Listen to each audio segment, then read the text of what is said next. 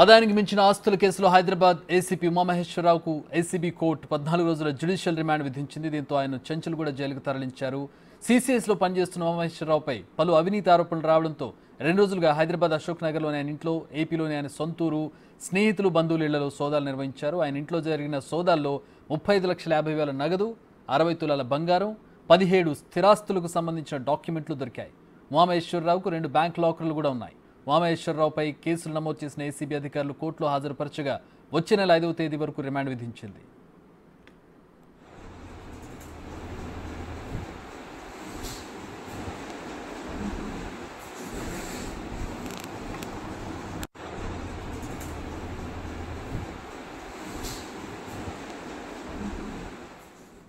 ఉమామహేశ్వరరావుకు judicial remand విధించారు. ఈ కేసుకు సంబంధించిన పూర్తి వివరాలు మా ప్రతినిధి రాంప్రసాద్ అందిస్తారు. రాంప్రసాద్.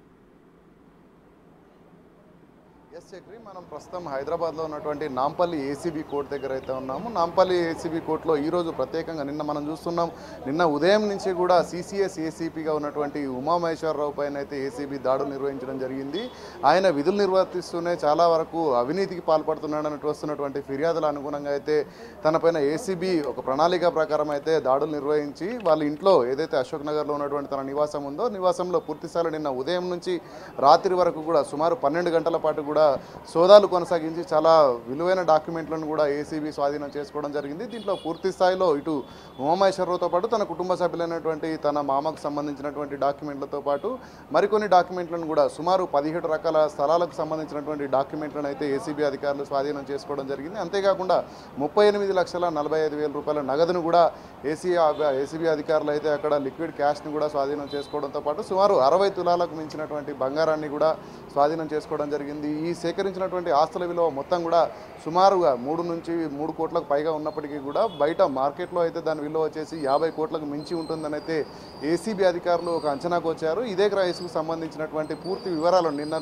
జరిగినటువంటి సోదాలే కానీ ఈరోజు జరిగినటువంటి సోదాల అనంతరం అయితే ఈరోజు ఉదయం అక్కడ బంజారాయిల్స్లో ఉన్నటువంటి ఏదైతే ఏసీబీ ప్రధాన కార్యాలయంలో ఉందో అక్కడ సోదాలు పూర్తయిన అనంతరం అయితే ఉస్మానియా హాస్పిటల్కి అయితే అక్కడ వైద్య పరీక్షల నిమిత్తం ఉమామహేశ్వరరావును తీసుకువెళ్ళి అనంతరం నాంపల్లిలో ఉన్నటువంటి ఏసీబీ కోర్టులో అయితే తనను ప్రజెంట్ చేయడం జరిగింది. న్యాయమూర్తి ఎదుట ప్రజెంట్ చేసిన క్రమంలో అయితే పూర్తి స్థాయిలో రిమోట్ రిపోర్ట్లో ఉన్నటువంటి అంశాలను అనుగుణంగా అయితే న్యాయమూర్తి ఈ నెల సుమారు 14వ రోజుల పాటు కూడా జ్యుడిషియల్ రిమాండ్ విధిస్తూ అయితే ఇక్కడ తీర్పునివ్వడం జరిగింది. దీంతో జూన్ 5 వరకు కూడా ఉమామహేశ్వరరావును చెంచల్గూడ జైలుకు తరలించాల్సిందిగా న్యాయమూర్తి ఆదేశాల మేరకు అయితే ఇటు పోలీసులు అయితే తనను అక్కడికి చెంచల్గూడ జైలు కూడా తరలించడం జరిగింది. ఈ కేసులో మనం చూస్తే పూర్తి స్థాయిలో చాలా రోజుల నుంచి చూస్తున్నాం. అంటే గతంలో ఇబ్రహీంపట్నం ఏసీపీగా ఉన్నప్పుడు కూడా చాలా రకాలైనటువంటి ల్యాండ్ సెటిల్మెంట్స్ పూర్తి స్థాయిలో ఏదైతే సివిల్ పోలీసులకు వ్యతిరేకం అంటే ల్యాండ్కి సంబంధించినటువంటి ఎలాంటి కేసులను కూడా పోలీస్ స్టేషన్ల ముందు కూడా రాసి ఉంటుంది. ఎందుకంటే ప్రభుత్వానికి సంబంధించినటువంటి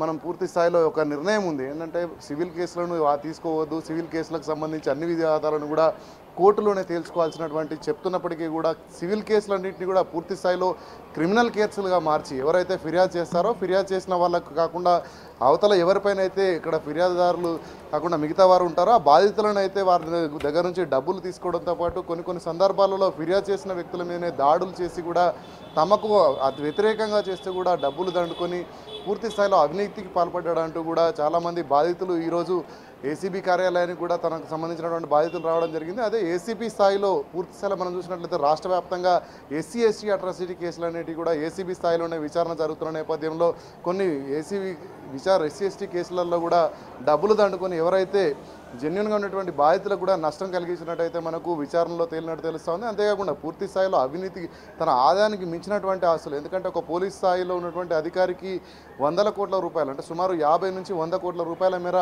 దీని యొక్క మార్కెట్లో విలువ ఉన్నప్పుడు అయితే దీన్ని పూర్తి స్థాయిలో ఏసీబీ అధికారులు మరింత విచారించాల్సినటువంటి అవసరం ఉన్నట్టుగా కూడా భావిస్తూ ఉంది. దీనికి సంబంధించి ఈరోజు 14 రోజుల జ్యుడిషియల్ రిమాండ్ విధించిన నేపథ్యంలో రేపు విచారణ కోసం కస్టడీ కోరున్నట్లు కూడా మనకు ఇక్కడ సమాచారం అంతా ఉంది. రేపు ఏసీబీ అధికారులు ఇటు నాంపల్లి కోర్టును కూడా ఆశ్రయించేటువంటి అవకాశం ఉంది. సుమారు మరొక 10 రోజుల పాటు విచారణ ఇస్తేనే దానికి సంబంధించిన డాక్యుమెంట్లకు సంబంధించినటువంటి ఆధారాలు కానీ అంతేకాకుండా పూర్తి స్థాయిలో తను ఏదైతే తన విధి నిర్వహణలో తను చేస్తున్నటువంటి అవినీతి అక్రమాలన్నింటినీ కూడా తనతో పాటు ఉన్నటువంటి ఒక ల్యాప్టాప్లో కూడా పొందుపరుస్తూ తద్వారాగా తను చేస్తున్నటువంటి సెటిల్మెంట్లకు సంబంధించినటువంటి కానీ అదేవిధంగా ఆస్తులకు సంబంధించినటువంటి వివరాలన్నీ కూడా తన వ్యక్తిగత ల్యాప్టాప్లో కూడా ఉంచడం జరిగింది.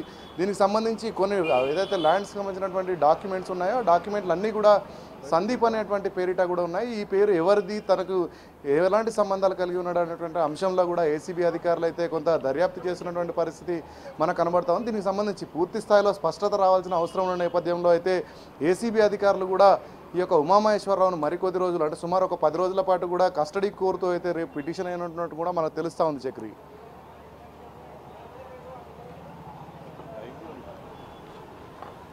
Right Ramprasad, thanks for the updates. అది ఏసీపీ ఉమామహేశ్వరరావుకు సంబంధించి వచ్చే నెల 5వ తేదీ వరకు రిమాండ్ విధించింది కోర్టు.